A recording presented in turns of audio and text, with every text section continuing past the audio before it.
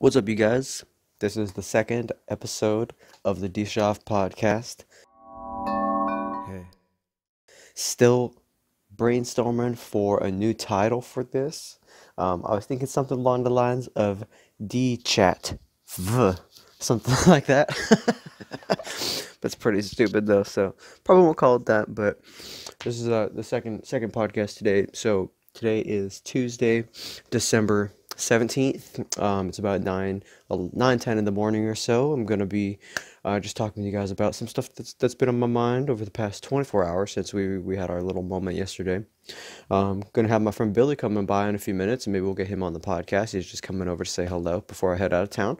About to head out of town to go up to Sacramento for a Raw Artist Sacramento showcase, directing my final Sacramento showcase, and then gonna be starting my Christmas holiday. So I'm really excited to see my family. It's kind of cool that you guys are part of me with this because I'm really trying to figure out who my audience is and who are the people that I can help with this podcast, and figuring out the meaning of this. So if you have something that you want me to talk about, comment it below. Please comment it, let me know if like a particular topic or range of topics or something like that, because I will do that for you, because I have a lot of opinions. But if you share them, I will definitely go over some of them for you. But so I guess what I want to talk about today is what I'm looking forward to doing with my as far as my trip. So this will be the first time that I've traveled and I've taken some recording equipment with me, and I really love the feeling that I get when I'm home in Gilroy. I'm from Gilroy, California originally, which is about an hour south of San Jose. For those of you that maybe don't know where San Jose is, it's just inland from Santa Cruz over the mountain range there. But it's such a beautiful area, and I grew up there, so being that there is so much nostalgia for me, both like just because I grew up there, but also like the scenery is so deeply ingrained in my mind. Um, it's really, really inspiring for me. So pretty much every time I've ever gone home, for the past, I want to say 10 years, I've written some sort of piece of music, and some of those have gone on to be stuff I performed. Some of them have just, not been anything, and I forgot about them. But this time I'm really looking forward to capturing some of that, and so I'm taking my recording interface that I just got with me, the Focusrite, and I'm taking the microphone, some guitar cables. We got some guitars up there, so I'm gonna be recording some music, and I'm really looking forward to that.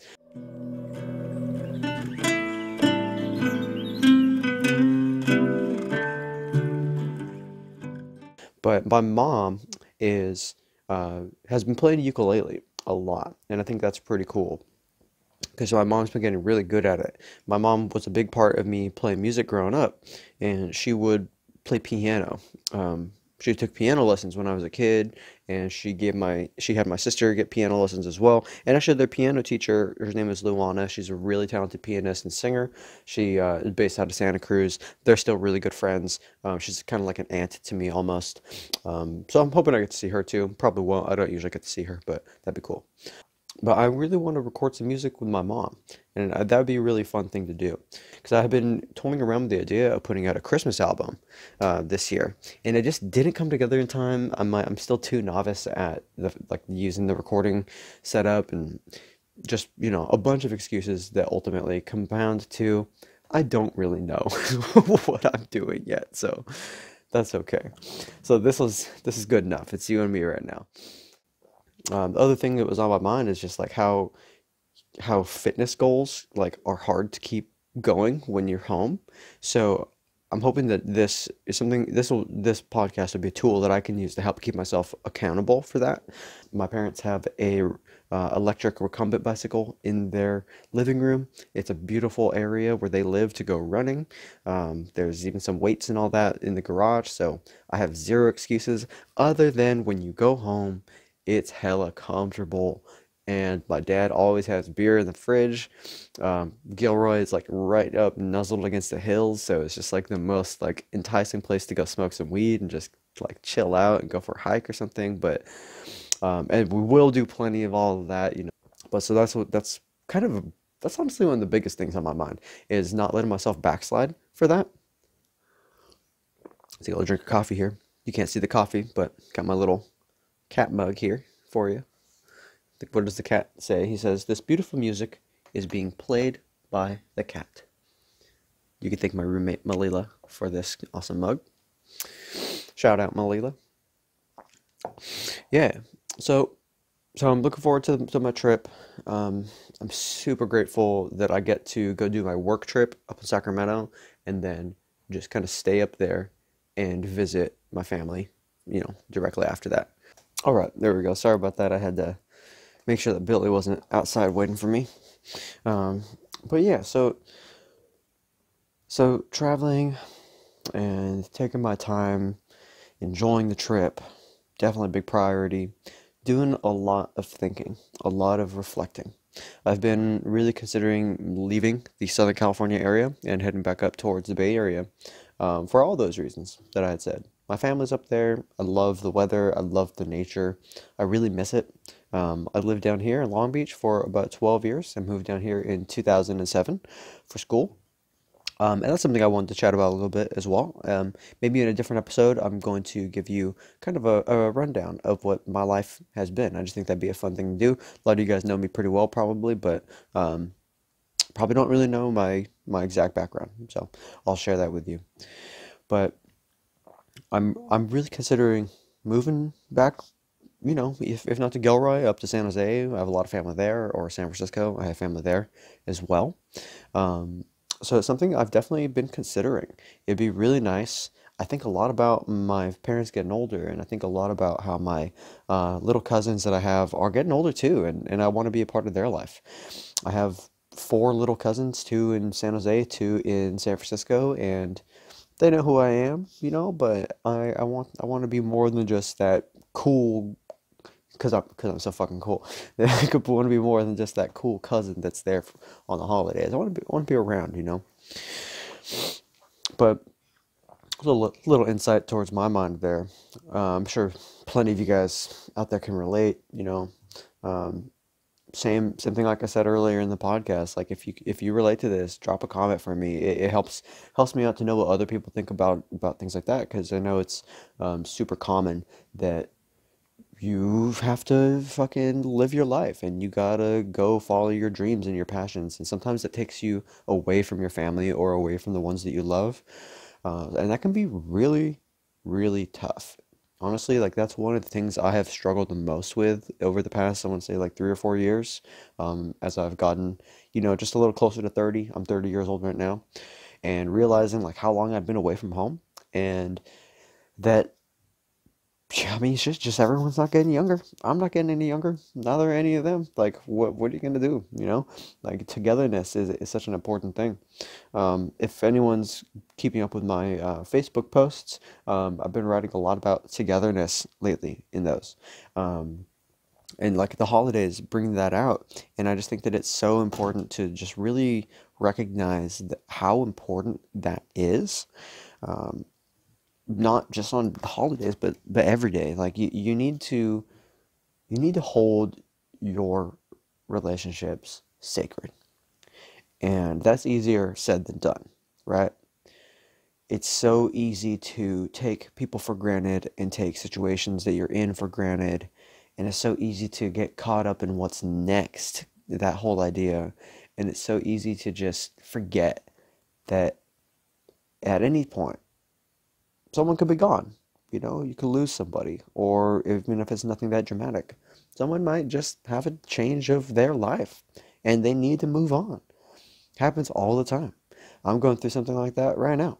My two roommates, Nick and Malila, two of my best friends, they're getting married. They're moving on to the next exciting part of their life. So they're going to need to move out of the house that we live in. And I've personally really made a point over the past, as long as we lived here, honestly. This has always been in the back of my mind because I was raised to be very morbid for some reason in, in my mind. But that has helped me because I haven't, I've allowed myself to process this over time and kind of acknowledge that we're not always going to live here together or just at all. So I've accepted that, and it's definitely tough though. It's tough for me. It's really hard. I love them. I love living here. I love just like our family kind of feel that we have. But things change. Things change and life goes on, and that can be really, really tough. And I know that everyone has experiences like that in one way or another. This is just how it's kind of coming up for me in my life right now. Definitely when I had moved down to Long Beach in the first place from Gilroy, that was another big, huge change. And I always kind of wondered if my friends up there at the time were mature enough to appreciate that, that things were changing. We were a lot younger. We were like 18. So if not, it doesn't matter, obviously. But that's some real shit. I'm sure that there's plenty of things that any individual could demonstrate as an example for themselves where they had to deal with something that changed so like just all of a sudden that they took for granted. Um, I think about my grandparents in that instance a lot as well. And so that's nice because that kind of circles back to talking about my family in Gilroy. So my grandparents on my mother's side both lived in Gilroy. They were like second parents to me, essentially. And it's about like, I want to say it's like 5 years ago now, my grandmother had died. And then my grandfather 2 years after that. And I I had always had that in the back of my mind, even as a kid, that was something that was going to happen, obviously. But when you're a kid and you haven't had experiences like that before, because those were the first people that were like actually really close in my life that had passed away. When you haven't had experiences like that before, it can be easy to say, yeah, okay, sure, and just kind of brush it off, even though you recognize it and not appreciate that. And it's that weight and the gravity of that that makes it important and makes you feel. And you gotta accept that. Like if you fight that off, then it's just gonna slap you in the face one day, and it's gonna be terrible. But if you accept it and you hold it close and you allow yourself to feel it well in advance, it makes the whole thing when it actually comes up not be as terrible. Now it was pretty shitty when my grandparents both died, but also at the same time because I had prepared myself for it mentally. I think I got through that pretty well, and definitely, I'm sure for a lot of my members of my family, specifically my mom, that was a lot harder. It was her parents, obviously. Of course, that's gonna be a lot harder. But the point I'm trying to make is just that I didn't appreciate the time that I could have gone and spent with them before they died. And it's not like I never saw them. It's not like I didn't care or something like that. I cared a whole lot. I just lived down here, and when I was home, there were other things that I had my 25-year-old brain on.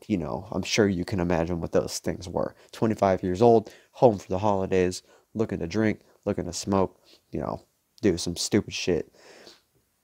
Immature, and that's essentially what that comes down to, is that your emotional maturity is something that your pain helps you to build up and kind of, I don't know if callous is the right word, but your emotional maturity builds from your pain and from your experiences like that. So there's no way, like, no regrets, right? Like I fucking love my grandparents so much, and I miss them all the time. And they were getting old. They had their own problems and all that too. But at the same time, it's just shitty feeling to have any sort of regret around someone that you love passing away. So I don't know how I got started on such a heavy topic. Um, like I had mentioned at the start of the podcast, I'm trying to find some topics that'll help some other folks out. So kind of letting my mind roll with things. So if you want me to talk about any particular topic, some more, such as like family members and loss or something like that.